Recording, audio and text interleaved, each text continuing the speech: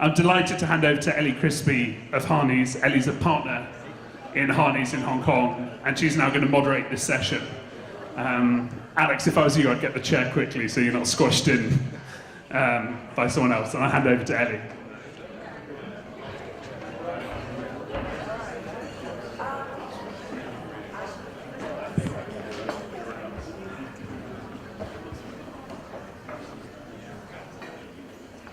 Phil's obviously offended everyone.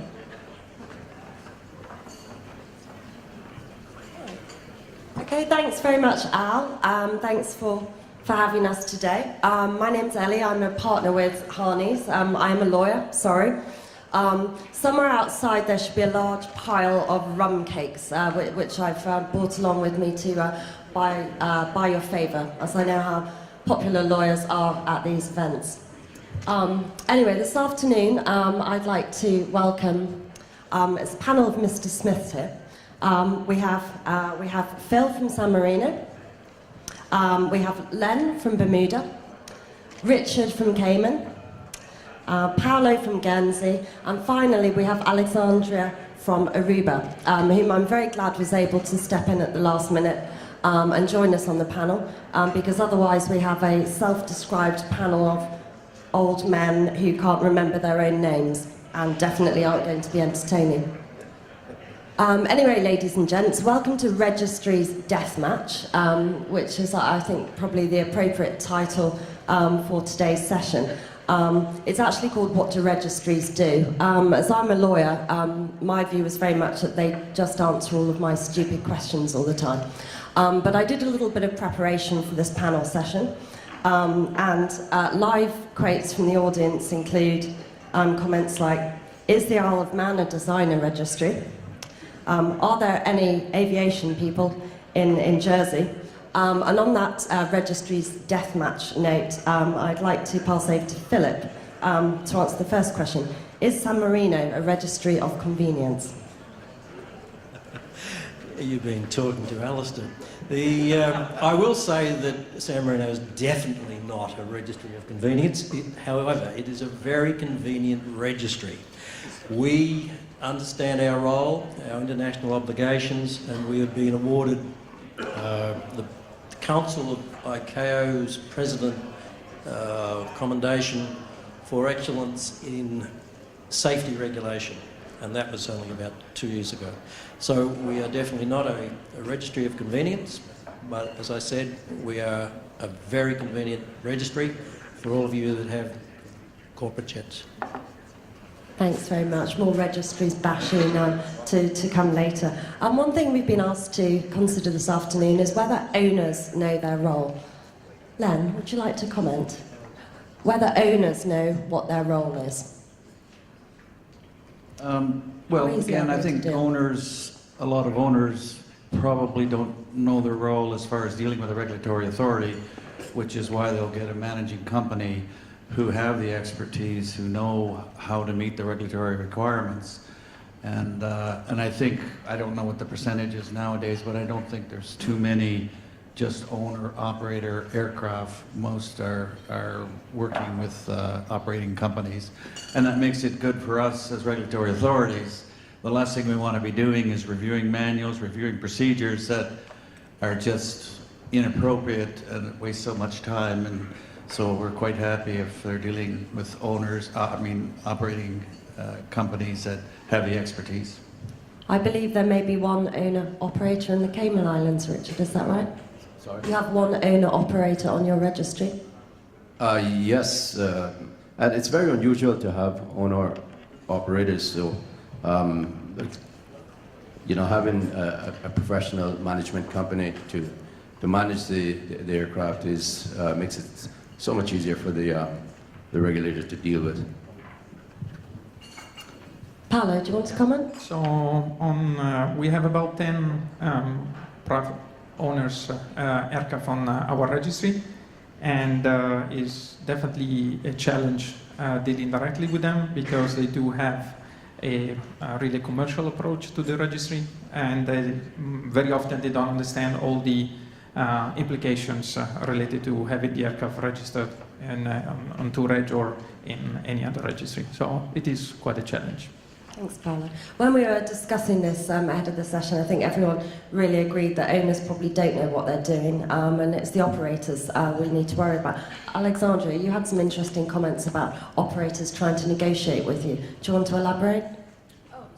So my comment regarding that was much more about like a cultural thing, that sometimes, or in the past, we've chosen to kind of steer away, clear from operators in South America because of those reasons, because culturally they think that our regulations or our fees are negotiable, and that's not necessarily the case. And I think that's why it's important that you have really good regulations to back you up so that you don't face those problems. Thanks, everyone. That brings us nicely on to regulation. Who actually regulates the registries? We have a Whyte registry in Bermuda, Len, don't we? Absolutely correct, Ellie. And again, registries, we're much like an operator. We get audited by ICAO. They audit member states, and in the case of Bermuda, which is an overseas territory of the United Kingdom, we were also audited. That sector was audited by ICAO. And I think we're audited by many states every time our aircraft lands somewhere and it gets a ramp inspection. If it doesn't meet international safety standards, there could be some difficulties. And the third way that, again, Bermuda is also audited, we're under United Kingdom, although we're an independent administration, we get audited by Air Safety Support International every 2 years to make sure that we have an effective safety oversight system. Does anyone want to comment generally on the role of the UK in terms of regulatory oversight? I mean, there've been a lot of issues for the overseas territories recently with colonial overreaching in relation to ultimate beneficial ownership registers. Philip's nodding there. You have a few thoughts? I'm not part of this argument. Richard, can I invite you to comment? I know you feel strongly on this. Yes. You know, there's been a lot of talk as to what's going to happen at Brexit. How is that going to affect the registries? And at this point, you know, we'll say it's anybody's guess. But we don't expect it to affect the way that we work as overseas territories. In fact, we have autonomy right now to operate our registries from other than the UK's oversight to ensure that we are in compliance with the ICAO standards and to ensure that the UK's obligations to ICAO are met. But other than that, we have full autonomy to have oversight of our operators, have our registers, and we're not part of the EU.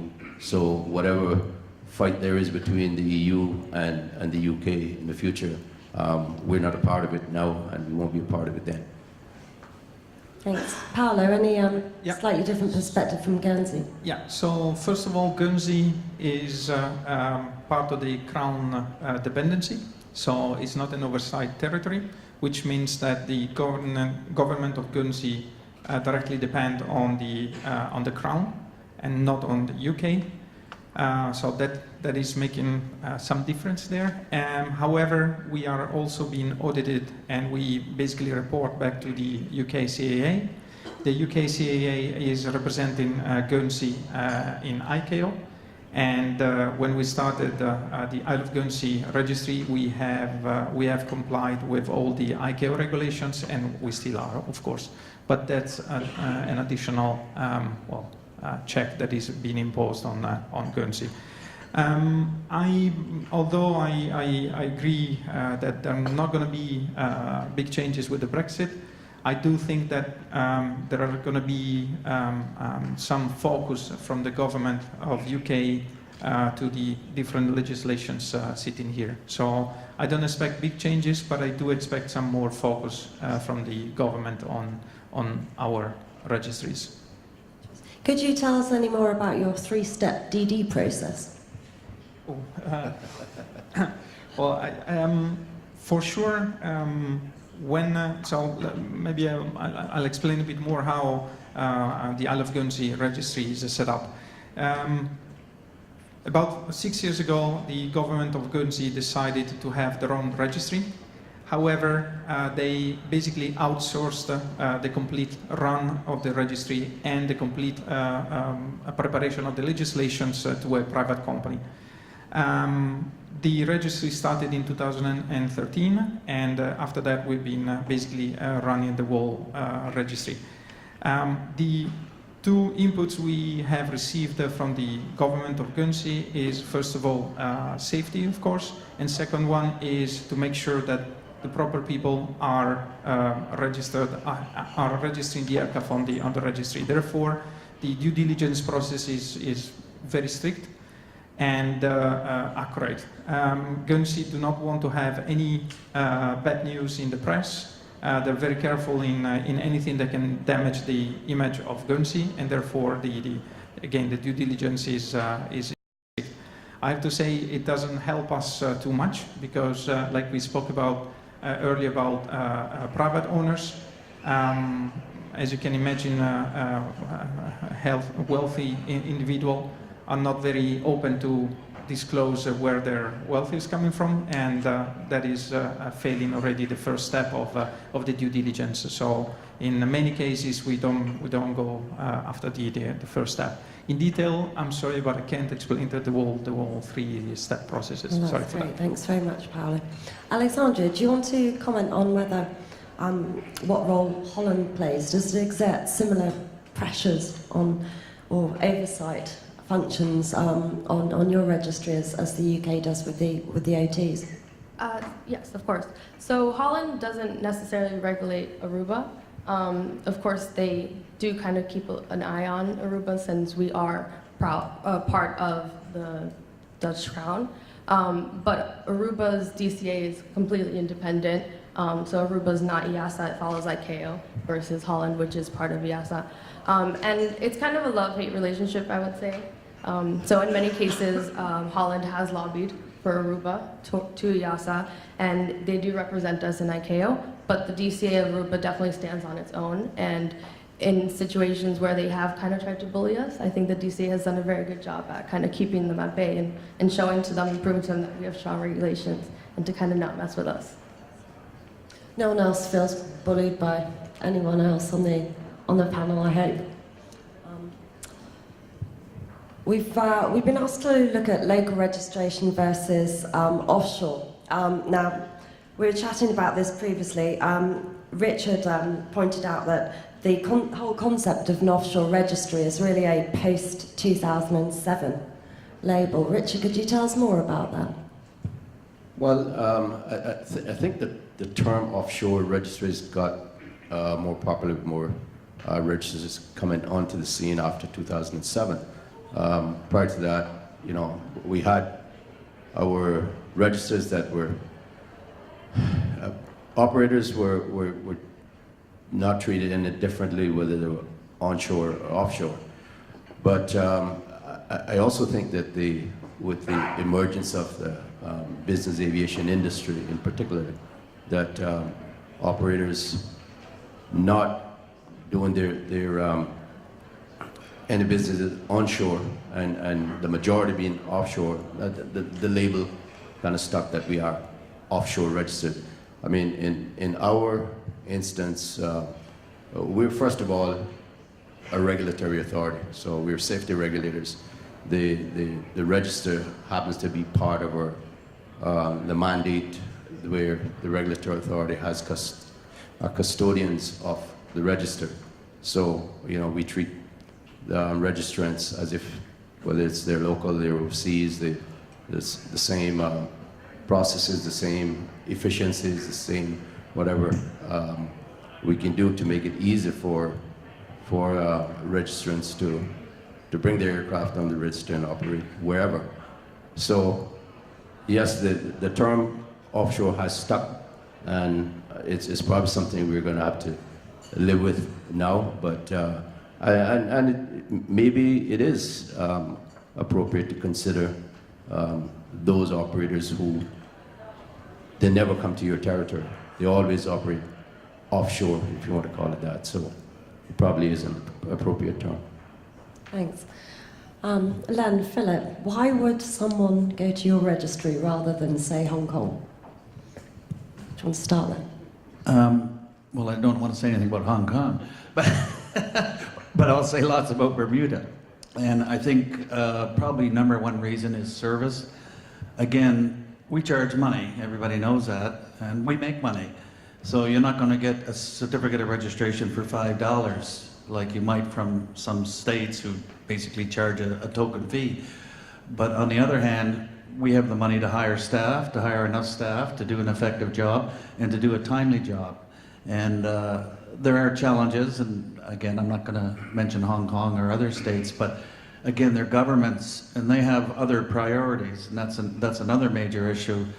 When you have major airlines that are carrying, you know, millions of passengers, that's your priority, because obviously that's who you have to provide service to. It's your public, and the corporate is down the ring. But for us, the corporate is right there. They're our primary client, and we're going to provide the service to them. Philip? Yes, if you have a choice, a lot of people don't have a choice. Their local regulatory authority won't allow you to register the aircraft offshore. The problem with a lot of those traditional registries is they're very bureaucratic. You may know of or heard of the motto of one of the biggest regulatory authorities is, "I'm not happy until you're not happy." That is typical public service. They're not there to provide you with a service. And the registries, you've got 5 here today, they all provide a service. They all compete for your business. And in doing so, they're providing a better service for the operator and for the owner. You certainly don't want to have your aircraft waiting to be registered or inspected. You certainly don't want to have your pilots unable to get a validation or a licence. These 5 registries are all trying to compete with each other to provide you all with a better service. And if you have the opportunity, you should look. All of these authorities, or registries, have a common base of credibility. In other words, their international regulations, their oversight is similar sort of standards. But what you've got to look at is what response you get from that registry or authority. Len, do you want to say anything specific about the responsiveness of the Bermuda registry? I've had some good experiences with you recently. Well, thank you for that. Honest, I'm not paying her, really.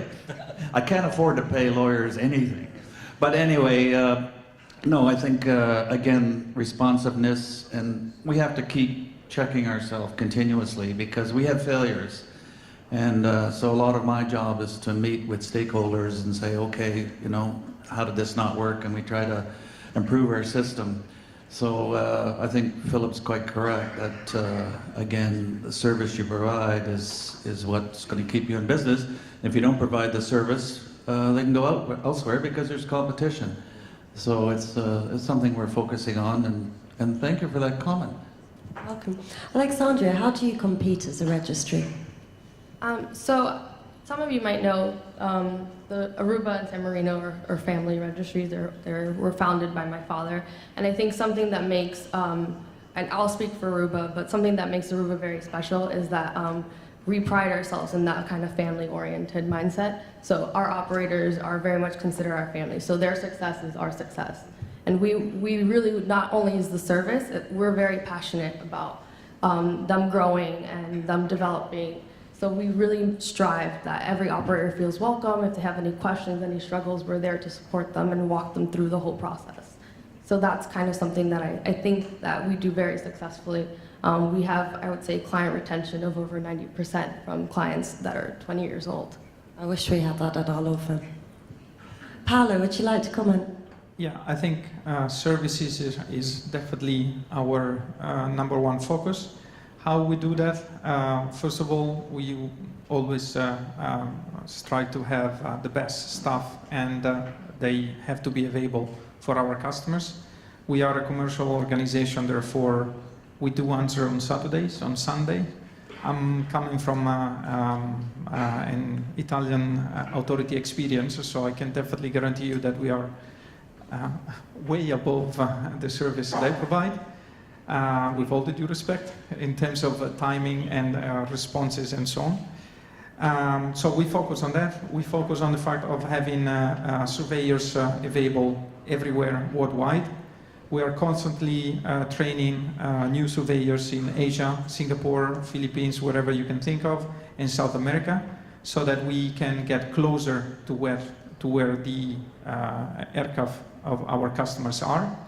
And we never forget that it's, at the end of the day, a people business. So we want to have our customers comfortable in the people they are dealing with. So that is definitely a fundamental thing that we are always, we need to always keep in mind. Yeah, that's basically what we are looking at.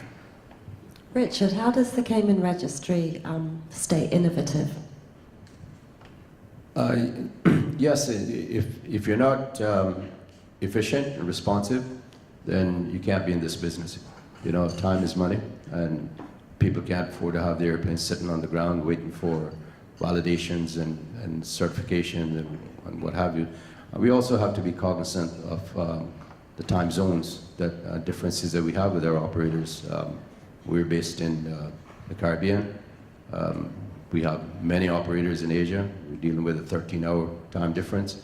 So we have to find innovative ways to improve our efficiencies. In our case, over the years, we've built an online portal that allows you to make your application online, follow the status, download your approvals as they come available, and you know it's open 24/7. Again, because we're a government agency, a government authority. There's no middleman in our registry. There's no third-party interests. So we're able to provide direct services from the authority to the operator, and doing so by providing these tools makes it very efficient for us to be able to serve our clients wherever in the world they are. Just general question to the panel. As offshore registries, have any of you opened offices in Asia to service clients in the real time zone? Yeah, we have Bermuda. We also have the challenges of time zones, so our headquarters is obviously in Bermuda, and we have a lot of staff there. We've have an office in the UK, which we've just hired some additional airworthiness inspectors. We're located at Farnborough, so we can do inspections when your aircraft is on the ground there. And we're opening up an office, not just hiring an inspector. We're hiring an inspector full-time. We're going to have an office in Hong Kong now. And we're setting up our phone system that'll allow you to phone a number, and it'll go to whatever office is open. So we'll almost have 24-hour coverage with Hong Kong, Farnborough, and Bermuda. We have an office in Moscow, but that's related to our Article 83 BIS. Anyone? San Marino's, I make a point here, San Marino is actually located in the Republic of Italy, but it is not Italian. So we do not have Italian bureaucracy. It's been one of the oldest republics, I think it is, in the world since 331 AD. And I just want to make the point that we're not Italian. Very important. Poor Paolo. I don't think there's an offense. And it's got nothing to do with Paolo. But all the things that Paolo has mentioned as far as a registry in Guernsey is the same for San Marino. We have inspectors all over the world. We need to respond at the time to all of your needs. Now, sometimes it's impossible, but we do work on weekends if there's a requirement. We do have people here in Singapore, here today. We have people in Hong Kong and shortly in Beijing. So we are once again expanding our inspectorate, but it's ever increasing. We've heard lots about remaining competitive and being innovative from the panel today. One question I'd like to ask each of the panelists is, which of your competitors do you most admire and why? Perhaps we'll start with Richard.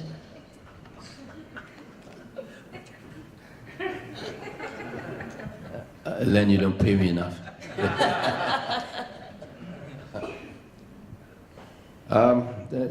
That is a trick question. I guess I'd have to look in the mirror. But, you know, we're all in the business together. We've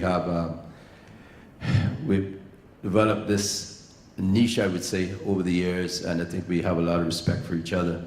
And, you know, we've been around a long time, and we work closely with all the registers. You find operators come, operators go, and we try to make it easy if an aircraft decides that they want to go from the Cayman register to another register. We try to make the process as easy as possible, because tomorrow it's going to be the other way around. We would like to have the same. So I know I'm avoiding your question, but that's basically how it is. Nicely done. I'll answer that. I'll have Thanks, to go with Alexander. family, so I'll say San Marino. San Marino? Once again, look in the mirror. I think from where we came 6 years ago to what we have now is just amazing. And I do admire the entrepreneurial spirit of Alex's brother, and also the CAA that's had to adjust to an increase in aircraft registrations. We pride ourselves on the regulations that you can actually read and follow, which is unique these days. We pride ourselves in giving the operator a lot of guidance information. We make sure that our inspectors have all the information and guidance material that they need to conduct the job professionally and proficiently. So, yeah, I have to look in the mirror. I'm sorry, Len. Howard Richard, but... Len, please. I don't admire any other register, and I'm not looking in the mirror. But what we do is we look at other registers all the time. We're watching what they're doing. We steal their good ideas. So I guess that's a bit of an added person to the other registers. And we want to make sure that we remain competitive. Safety is a given, I think, for all of us.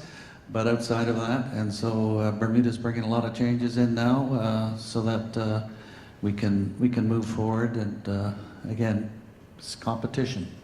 Paolo. Well, I think one of the registries which is not here is Isle of Man. I do admire them for, in the business jet, still being the market leaders, because they are the biggest. They still manage to have a lot of aircraft registered there. Again, they're not here, but they're still the market leaders. So they've obviously done something very well in the past. Yeah, I see them as something to admire or to look at them. Even if, of course, we're very proud of ourselves of what we have achieved so far. But if you ask me which one we're looking at, then that would be definitely the case. There was an audience question actually on market share. Who's the market share leader of all the panelists this afternoon? Depends on what you're looking at. If you're looking at business jet, definitely it's not. Business jets, yeah. Definitely it's not Guernsey. If you're looking at AOC holders, then maybe it's Guernsey. Maybe. I'm looking at the other ones. We do have. You can have AOC, so you can actually have an airline based in Guernsey. 3 weeks ago, we have released AOC number 6. We are very proud of having BSG, Hong Kong Jet, as our AOC holder number 2. So that's registration numbers. Who's the market leader here? I think if you're talking corporate jets, non-commercial, I think it would be Isle of Man. They're not here because I think they have a storage register with aircraft coming off and on. So ignoring that.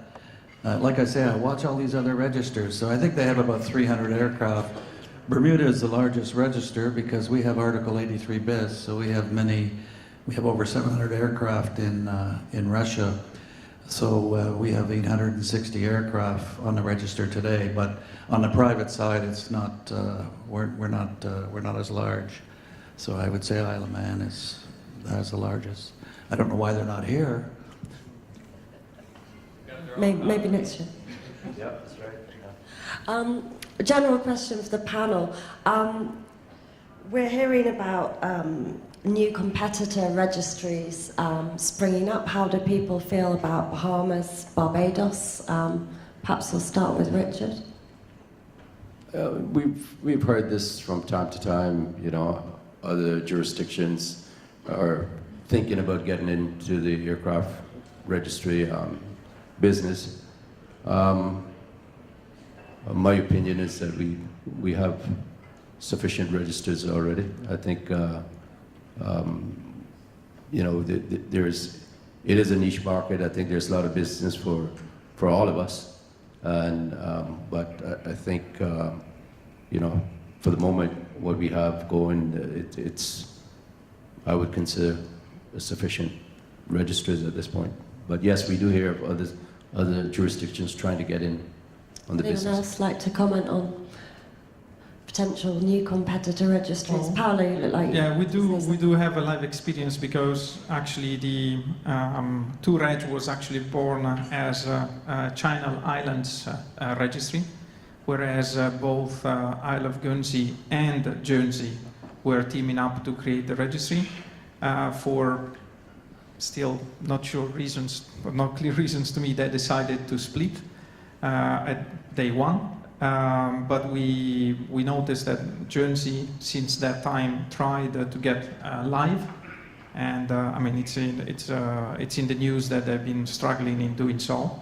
But I definitely agree with you that I don't see the need for, or I don't see the space for an additional registry to enter into the market. Although of course it's an open market, so anybody can get in. Any state which decides to get in is welcome. But I don't see much space.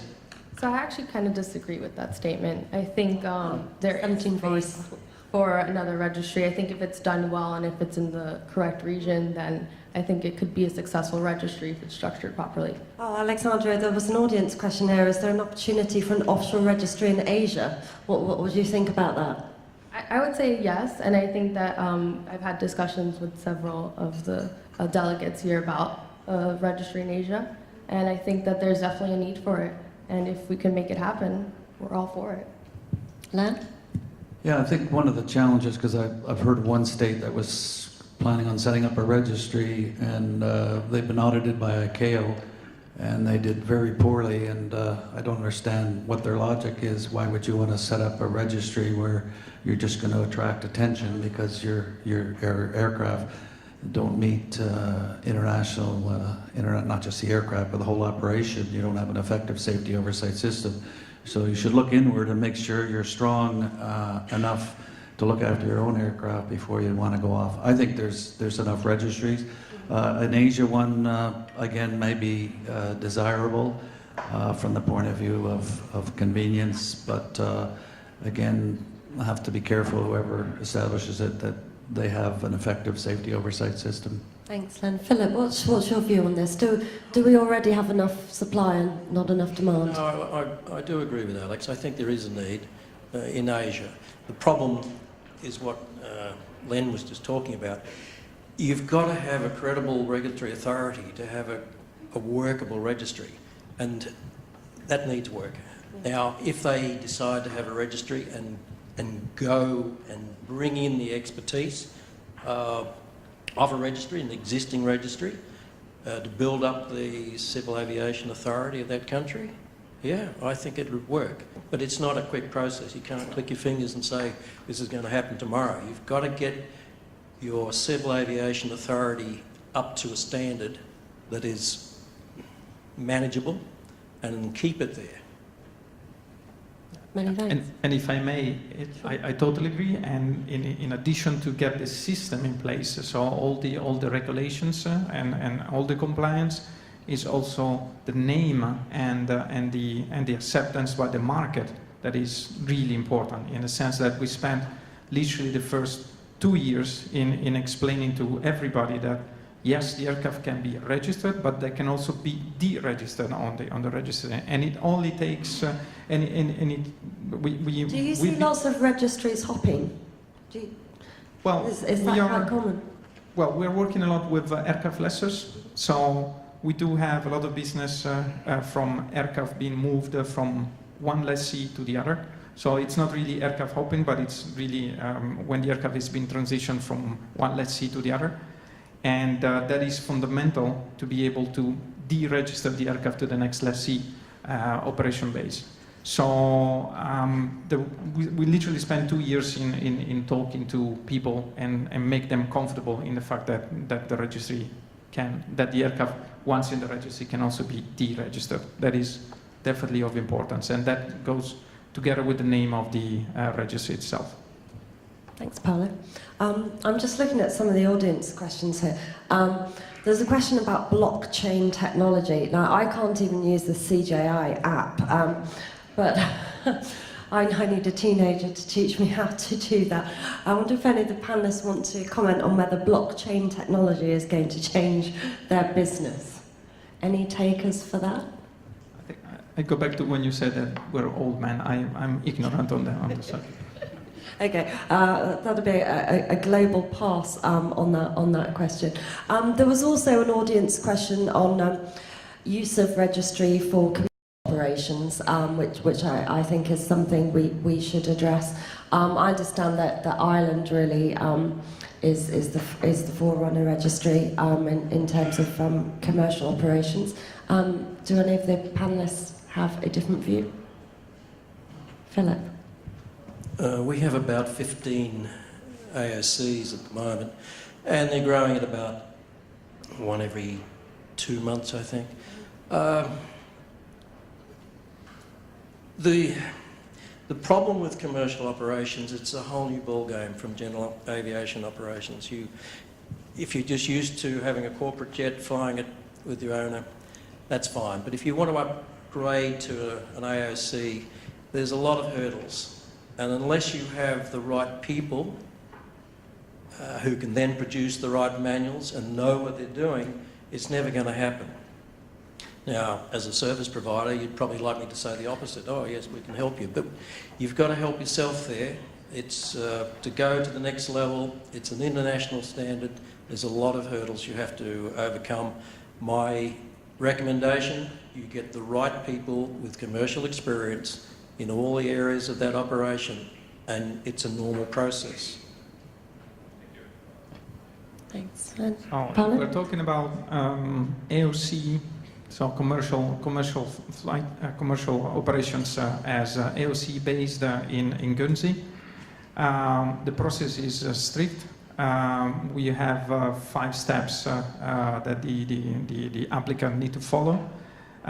We are being strictly monitored by the UK CAA on this subject, so there is little space for changes or making any deviation from that. The benefits are several, but there are several hurdles to go through. One that is, I think, a challenge for everybody here in the panel are the permits to fly on other legislations, which is something that we are continuously learning, and hopefully that is almost done, but it takes also a few years to get it in place. Thank you, Alessandra. So I think a unique advantage of being an AOC holder in Aruba is that you can get your Part 129 issued fairly quickly, and all our AOC holders have their Part 129, and what that means is that you can fly in and out of the US without restrictions due to the Open Skies Agreement that we have with the US. As well as your TCO for Europe, you're able to get that fairly easily. Thanks. Richard? Yeah, over the years we've had a lot of inquiries about the issuance of what they would term offshore AOCs, but and you know we find that one of the difficulties with that is more legal than technical. Having the principal place of business established in jurisdiction is a requirement. Over the last year, our government has established a special economic zone with what they've termed a maritime and aviation park. What that does, it allows entities to establish their principal place of business within the jurisdiction, whereby we can now issue an AOC and allow them to do work offshore. So that is something that we'll be promoting as well. Fantastic. There's a big timer flashing at me here. I think everyone told me that they're completely Cape Towned out, and I'm not to raise that today, so I won't go there. But one thing I wanted to ask briefly about was drones. Richard, we spoke about drones yesterday. I think drones is a big challenge for any regulatory authority at this point. They have a lot of potential. They're not going to go away. It's a major industry, and we have to prepare ourselves for it. We issue permits to drones at home for commercial purposes, and they're not the ones that we really have to worry about. It's the ones that are more out there for recreational purposes that create the biggest hazards for us. But it is quite a challenge. Safety hazard? Sorry? A safety hazard? They are a safety hazard, and the operators that you issue a permission to, at least they have knowledge of airspace rules and avoidance criteria. But it's the enthusiasts that you have to be concerned about. Richard's talking about the small ones. In San Marino, we've registered 3 drones, we'll call them. Each one weighs 1.5 tonne, wingspan of 15 metres. They're operated in North Africa. We have regulations, we have procedures, we have licences, and we've had discussions just recently with Airbus, and they've got a 6.5 tonne drone. There's a meeting in China in September, and they're going to be talking about passenger carrying drones, like a Uber type of drone, and Dubai is one of the first cities that wants to implement it. A terrifying prospect. It's a challenge. Very interesting. Okay. We have one final audience question. Views on getting 83 BIS in place with Thailand, Pakistan, Vietnam and other Southeast Asian markets. Would anyone like to jump on this question before we wrap up? I'll try to do that fairly quickly. Again, Article 83 bis allows a state of registry to transfer responsibilities to state of operator. So Bermuda has about 85% of aircraft on Article 83 bis agreements. And we have no objection to establishing agreements with other states, but the state has to decide that, first of all, they want to do that. So obviously Bermuda is a method to do that. Thailand hasn't ratified Article 83 bis, so they could not do it, but I believe Pakistan, Vietnam have, and some other South Asia states. So we're looking at 5 or 6 other states right now, and generally the first step is, does the state want to enter into an 83 bis? Once that's done, there's a process to follow that ICAO has well defined, and we follow that process, and eventually we will have an agreement, hopefully. Thank you. All right, we'll wrap up there. Al's waving at us. Thank you very much, everyone, and thanks to the audience for your participation. Thank you.